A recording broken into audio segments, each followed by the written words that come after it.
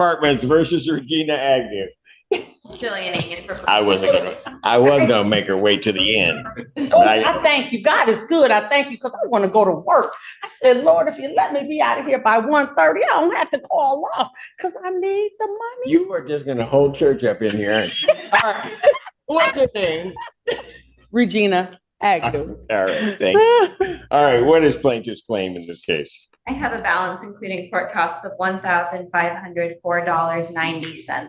All right, Miss Agnew, how are you intending to get it?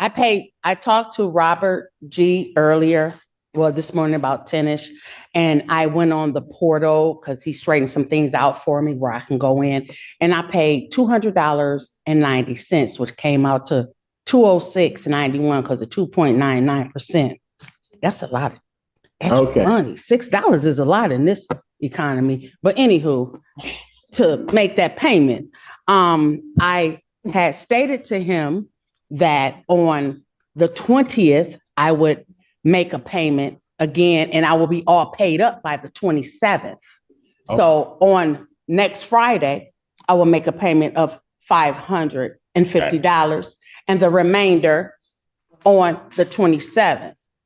Right, now, what I would like to say is, I understand business is business and they need their money. When I moved in the end of March, six days before the end of March, my door is, how would you say? I would say jimmied by the maintenance person, the sliding door, where if someone really wanted to get in my home, they could. And if I could just put it in escrow so they know that, okay, I know it's business, you bringing me to court. Yes, I owe you this. Yes, I do. But please make sure that my living quarters are good per the state guidelines as well, because they told me that it would take the guy that came out and measured the door. You can. The gentleman that came out and measured the door said that they had been telling them, Empire Management, with the prior tenants that lived in that particular unit that I'm in now, that they would need to replace the door. And the door has not been replaced yet. And today is, June 13th. Thank God I'm not superstitious. And it has not been replaced. So to be fair, you need the door replaced. I need that door replaced. I haven't been holding funds because of that. It's just other things that's been going on. And I just returned back to work on this past Tuesday due to. What do you do for a living? I'm in the auto industry, 26 years. Auto industry. Yeah, I know they say, oh, why she in court? To all the No, I didn't. Not you, Your Honor, but to all the because there's some people out here that watch this landlord tenant stuff that don't work and they just want to such and such was in court because they owe for this, but it's real out here. And mental health is real. I have lost people, but I'm saying this for the viewers too. Oh, so now you better talk. Go ahead, girl. You know what? I could not stop you. Just go ahead. I figured she wasn't talking to me, so go ahead. No, you good. You're right here. You're right here with me. You're right here with me. You just make me nervous. Well, I have to keep going back to the bathroom while I tell my neighbor. If they call my name, please tell them I just went to the restroom. But I haven't been holding money due to what they owe, but they're coming down hard on me. So since we're going to be hard about it, please take care. You shouldn't even okay for me to move in when I did and things was not taken care of. That's all. That's all I'm saying. But I will have this satisfied by the 27th, and I look forward to seeing you. If I have to come back in here in court, I hope not, because my shift started at 2:30. And I don't have to call in because God is good, because I'll be out of here. But we as people, you just let me know when you're finished. So we as people in the auto industry, we go through things too. I just want the viewers to know.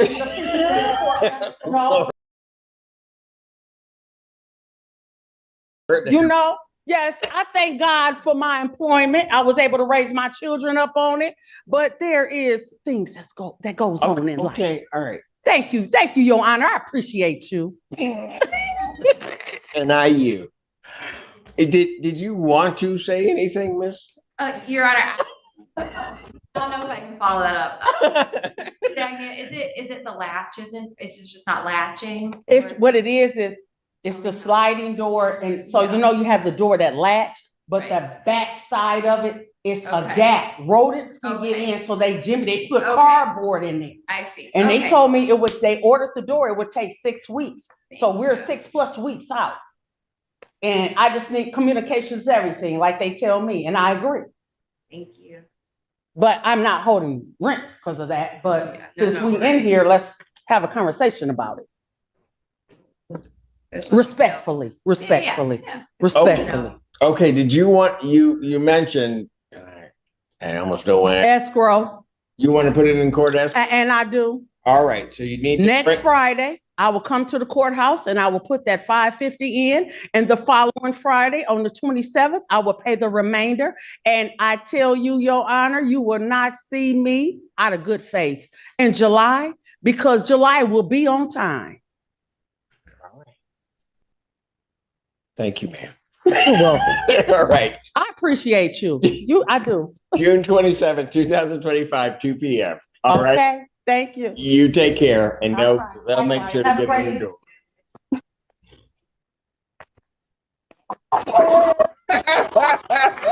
Really?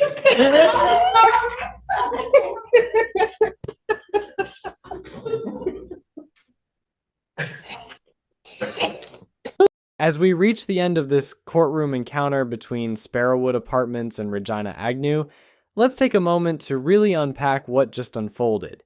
Because this wasn't just a routine landlord-tenant dispute. This was a vivid human moment inside a courtroom, part financial obligation, part emotional release, and part plea for dignity and safety in a home someone is paying for.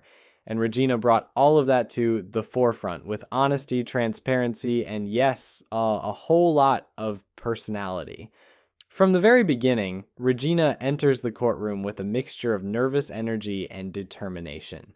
She speaks openly about praying to get out by 1:30 so she can still make it to work, and that vulnerability sets the tone. This isn't someone who is trying to dodge responsibility. This is someone trying to survive, trying to balance finances, work obligations, and real-world stress, all while maintaining her dignity in a system that can often feel cold and procedural. But what truly stands out in this case is Regina's willingness to pay what she owes and her courage to simultaneously bring up the conditions of her rental unit. Many tenants become intimidated in court and choose to stay silent about maintenance issues, but Regina chooses clarity and fairness. She says plainly, "I'm not holding rent because of the door. I just want it fixed. I want to feel safe." She has every right to say that, because this wasn't a minor cosmetic issue. She described a sliding door that doesn't seal, doesn't latch, and is so compromised that rodents could enter. Maintenance allegedly stuffed cardboard into the gap, and according to her, even previous tenants reported the issue long before she moved in. That's not just inconvenient. That's a violation of basic habitability expectations. Yet even while presenting her concerns, Regina continuously keeps the tone respectful. She compliments the court, acknowledges the management's need to collect rent, and even apologizes for speaking passionately. A passion driven by months of frustration, but delivered with maturity. Something else that deserves attention is her deep emphasis on mental health, work-life stress, and what everyday people go through behind the scenes. She's a 26-year veteran of the auto industry, someone who has lived life, raised children, and dealt with hardship like so many people watching.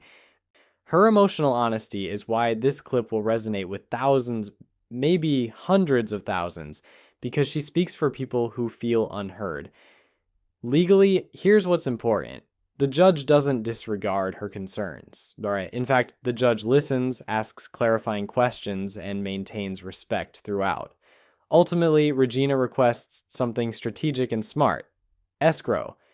By placing her payments directly with the court, she maintains her promise to pay, while also ensuring the landlord has the strongest incentive to fix the door because those funds won't be released until the unit meets legal standards.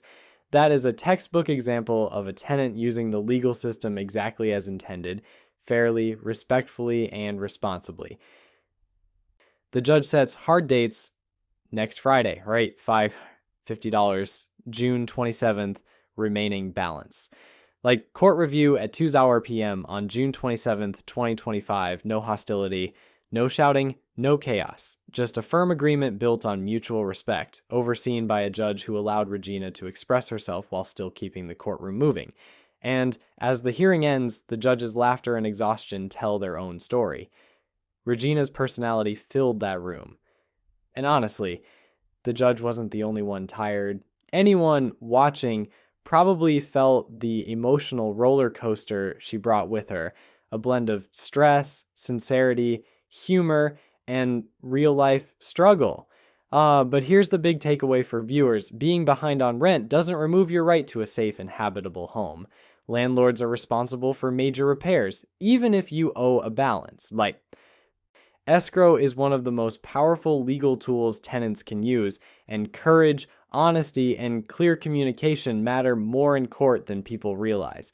This case wasn't just about money, it was about accountability on both sides. Regina did her part, now it's on the management to do theirs.